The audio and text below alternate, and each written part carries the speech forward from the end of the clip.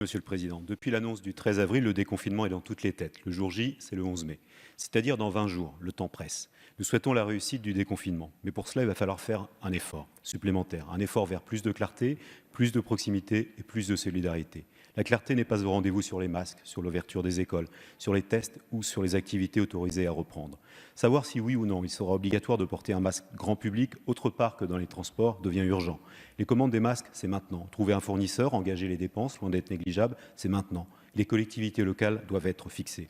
Par ailleurs, on n'ouvre pas une école en un claquement de doigts. Cela se prépare, il faut mobiliser le personnel, installer les classes pour répondre aux consignes sanitaires, commander du matériel, relancer les marchés pour approvisionner les cantines ou les transports scolaires, informer les parents. Les annonces faites ce matin par le ministre de l'Éducation sont-elles fermes et définitives? Pour les tests, il faut un maillage du territoire. Le nombre de tests, cela compte. Pouvoir y accéder, quel que soit l'endroit où on habite, est primordial. Enfin, pour les commerces locaux, dont beaucoup auront du mal à s'en remettre, là aussi le temps presse. Pouvoir reconstituer les stocks, revoir l'agencement des magasins, cela ne s'improvise pas. Et s'il vous plaît, évitez de favoriser les grandes surfaces aux petits commerces. Voilà pour la clarté.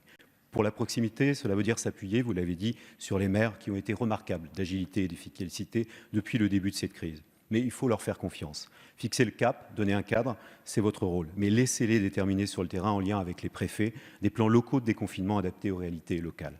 Enfin, la solidarité. Monsieur le Premier ministre, il faut que la petite musique qui dit que les salariés devront renoncer à leurs droits pour travailler encore plus cesse. Surtout quand la rente semble échapper aux sacrifices demandés. La crise va coûter cher, nous le savons. Mais vous seriez bien inspiré de mettre en place dès maintenant une contribution de solidarité payée par les plus fortunés. Plus de clarté, plus de proximité, plus de solidarité. Voilà le triptyque gagnant du déconfinement. Merci, cher collègue. La parole est à monsieur